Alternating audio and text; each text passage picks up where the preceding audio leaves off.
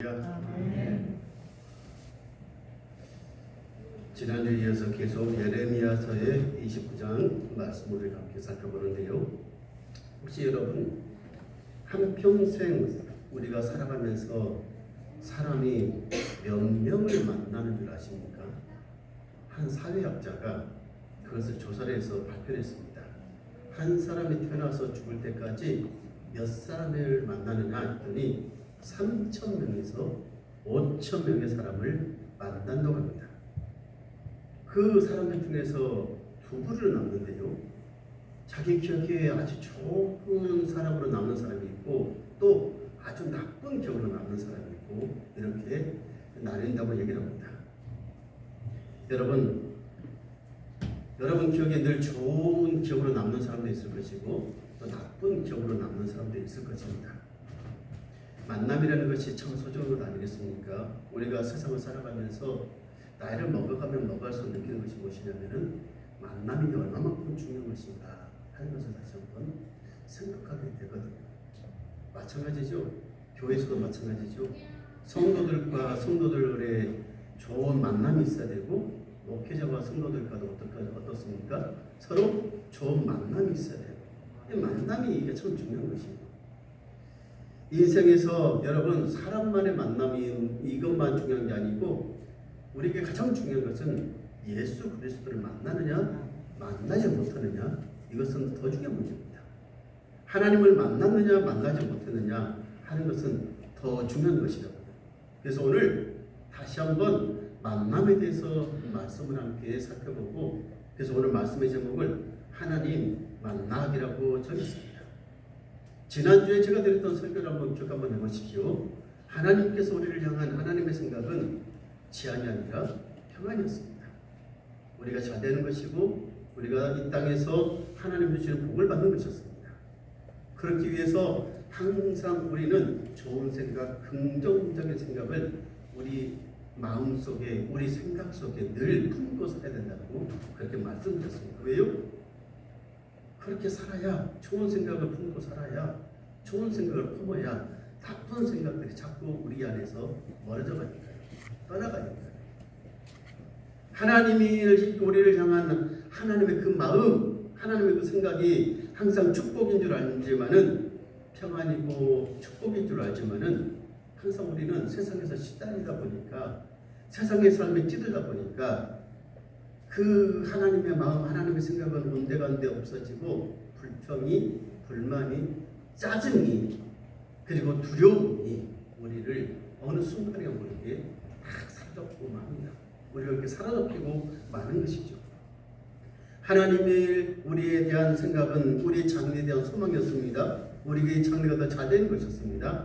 아는데도 그것을 믿는다고 하지만은 온전히 믿지 못한 이유가 무엇이었느냐? 온전히 하나님을 만나지 못해서 그런 것입니다.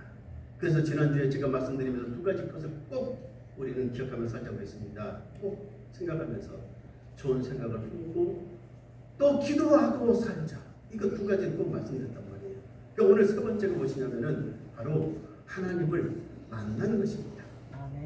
하나님을 만나야 제대로 하나님을 만나야 이제 그 모든 우리 안에 있었던 부정적인 생각들이 다 뿌리째 뽑혀져 나가는 거예요. 그리고 삶의 놀라운 역사가 일어나는 거예요. 그래서 하나님을 만나야만이 우리 삶의 놀랍도록 축복의 역사가 새롭게 시작이 되는 것입니다. 아프리카에서 성공적인 선교 사역을 감당하고 있는 박상훈 선교사님이 계십니다. 이분이 죽음 직전에 하나님을 만났습니다. 여러분 아프리카라는 것이 얼마만큼 살기 힘들고 어려운 것입니다. 사실 우리 같은 사람은 아프리카에서 살 수가 없어요. 아프리카 오지 같은 데 가서는 이 선교사로 하나님의 사명을 감당하고 가서 복음을 전하고 이분이 또 자기 남편이 선교사로 부름받아서 자기의 남편 따라서 이 선교사로 아프리카에 그것도 가장 힘들고 어려운 못 사는 말라위라는 곳에 가서 빈민국에 가서 복음을 선교 사역을 감당하는데 너무너무 생활이 어려운 것입니다. 너무너무 힘든 것입니다. 먹고 사는 것 자체가 기후뿐만 아니고 환경뿐만 아니고 너무너무 힘든 것입니다. 남편은 선교사로 부름받았으니까 그 사역을 감당한다고 하지만은 자기는 신랑이 좋아서 결혼했지 않습니까? 그리고 막상 선교사로 살다 보니까 너무 힘드니까 너무너무 배우니까 하는 얘기가 뭐냐면은 나는 무슨 죄가 있냐? 나는 왜 당신을 만나서 당신은 결혼해가지고 내가 왜 이렇게 고생해야 되느냐? 그게 그 남편을 향해서 그 선교사님을 향해서 늘 쏟아놓았던 이분의 불평이었습니다. 내가 무슨 죄가 있어? 당신은 하나님 앞에 사명이라도 받아서 이곳에 와서 복음을 전한단 말이지만은 나는 뭐 때문에 내가 와서 이렇게 고생을 해야 되냐? 내 새끼는 뭐 때문에 이렇게 굶주려야 되고 뭐 먹어야 되고 못 입어야 되고 도저히 나는 이곳에 살 수가 없다고 도저히 살 자신이 없다고 늘 그렇게 자기 남편을 향해서 그렇게 자기의 마음속에 있는 독화살을 쏟아부었던 것입니다. 그런데 어느 날 말라리아에 걸리고 말았습니다. 말라리아라는 병에 걸리면은 약으로 치료하지 않으면은 죽습니다. 많은 사람들이 선교를 갔다가 아니면은 현지인들도 말라리아에 걸리면은 제대로 약을 쓰지 못하면은 죽습니다. 이분도 그 병에 걸려서 고열에 시달리고 그래서 이제 의약품도 없고 너무너무 힘들고 어렵고 차라리 죽었으면 좋겠다. 너무너무 아프니까 이렇게 사느니 차라리 죽었으면 좋겠다라고 그렇게 하나님을 향해서 원망을 합니다. 그런데 하나님께서 그분을 찾아옵니다. 사랑하는 내 딸아, 내가 너를 사랑한다. 내가 너를 아프리카로 부른다. 그러나 내가 거듭나야 되겠다. 이것이 하나님께서 이분을 향하신 말씀이셨습니다. 이 얘기를 듣고 너무너무 부끄럽기도 하고 창피하기도 하고 남편을 향해서 그렇게 독소를 쏘아부었던 것, 불평을 쏟아부었던 것, 그것이 정말 창피해서 어디 치구멍이라도 들어가고 싶을 정도로 그렇게, 그리고 그런 모습이 순간 스쳐가더랍니다. 원주민들이 선교사님 집에 찾아왔을 때 아들에게 맛있는 걸 먹이려고 아들만 주려고 준비해놨는데 그때 마침 그 원주민들이 오는 거란 말이에요. 그래서 원래 감축된 거예요. 그 마음 이해가 되시죠?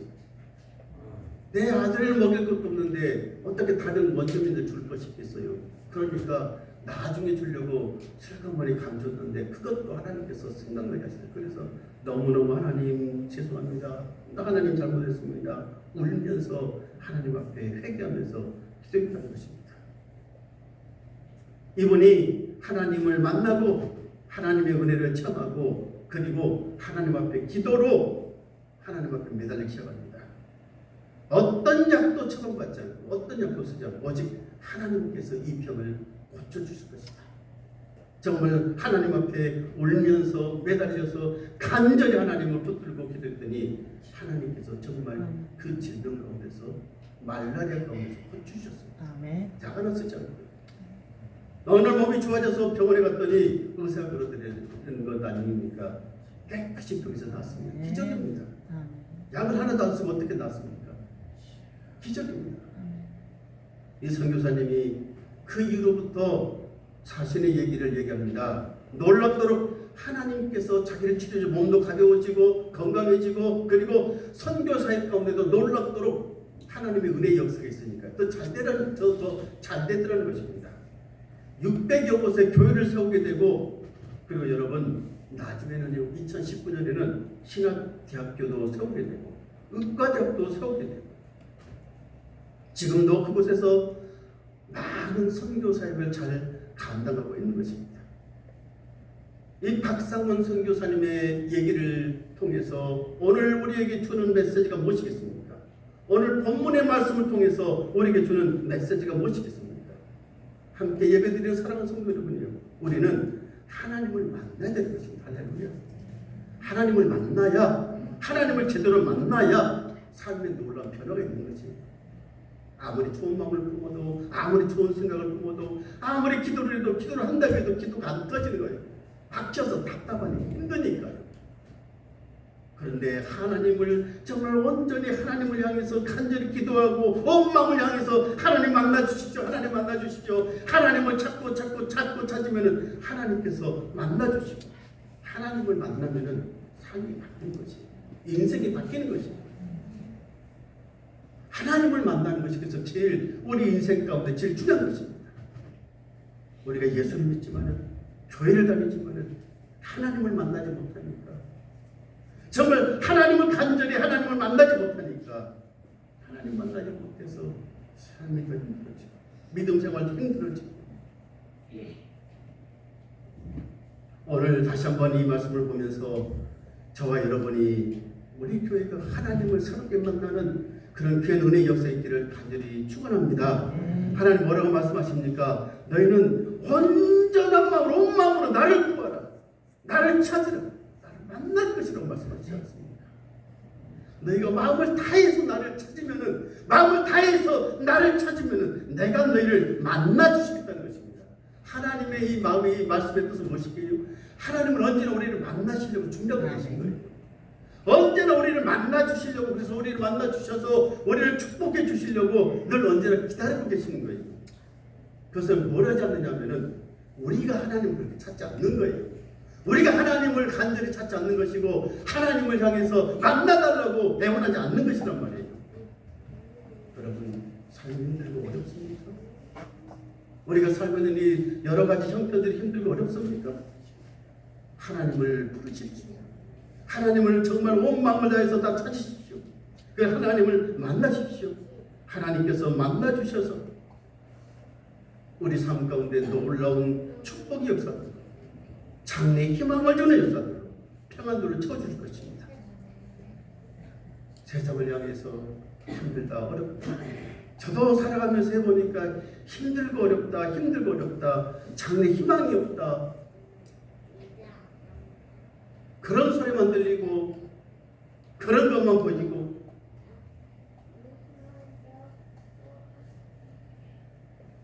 왜 하나님을 찾지 않고 왜 하나님을 만나지 않고 왜 하나님 손에 붙들리지 않고 왜 그런 소리만 하고 있었을까?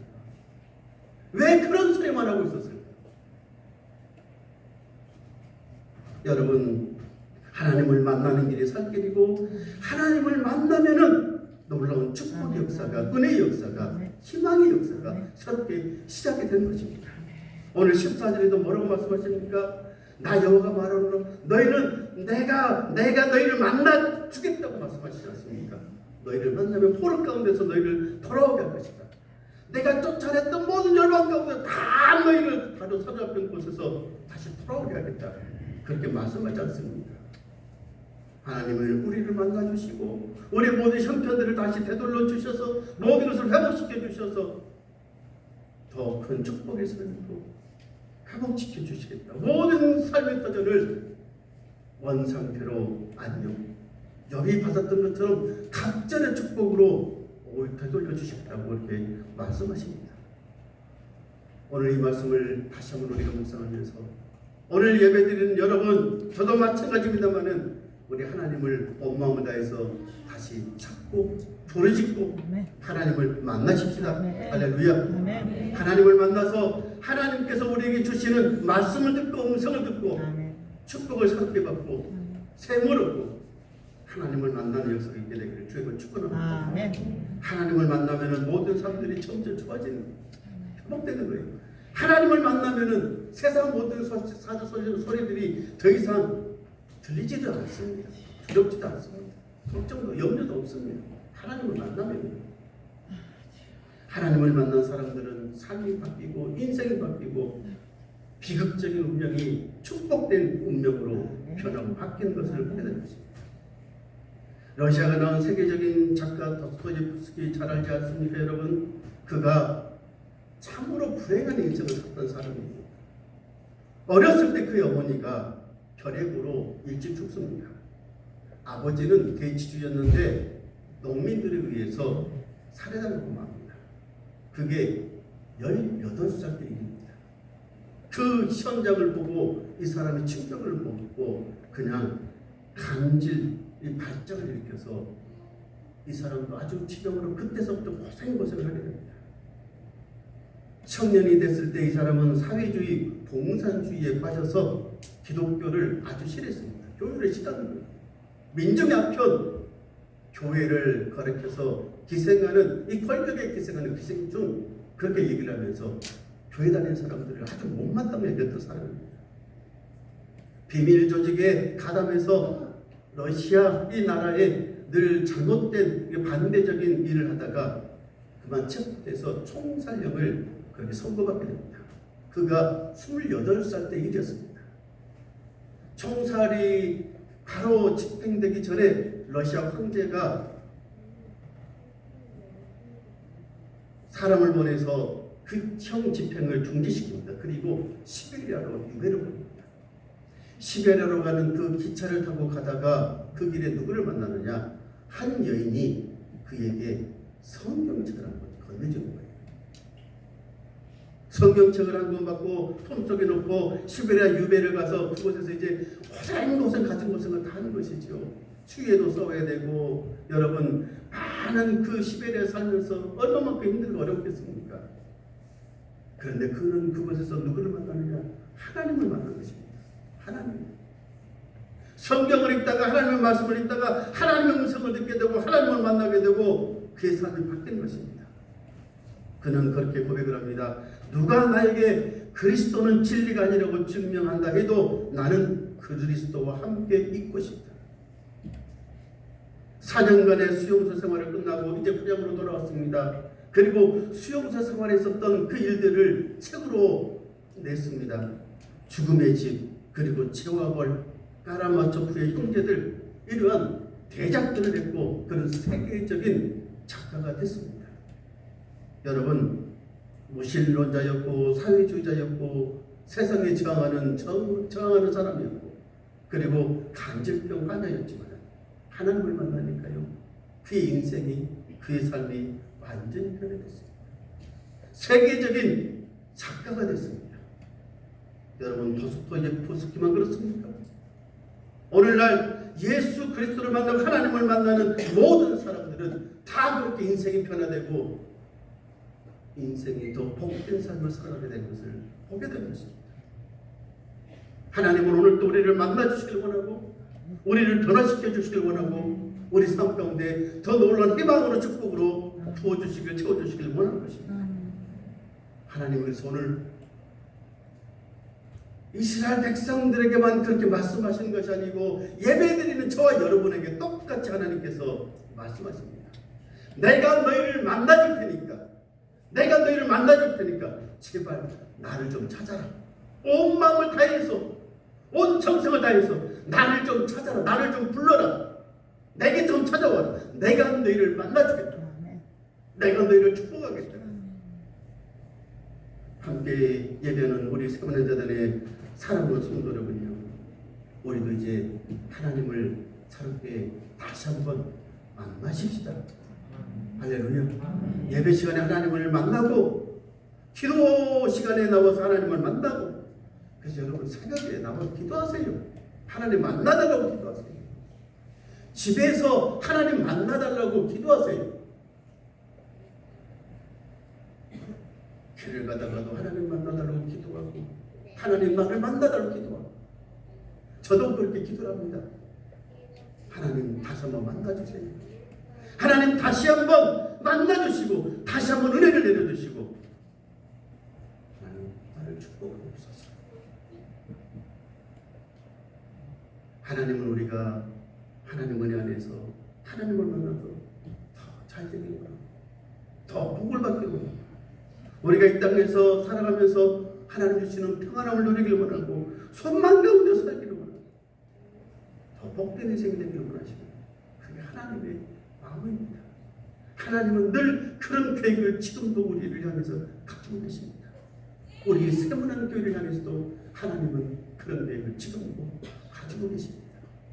여러분, 오늘 이 말씀을 다시 한번 우리가 깊이 묵상하면서 우리를 만나주시길 원하시는, 정말 간절히 만나기를 원하시는 하나님을 만나고 하나님 만남 속에서 우리의 삶이 더욱더 복된 삶이 되어가는 주의 이름을 간절히 축원합니다. 하나님 아버지 감사합니다.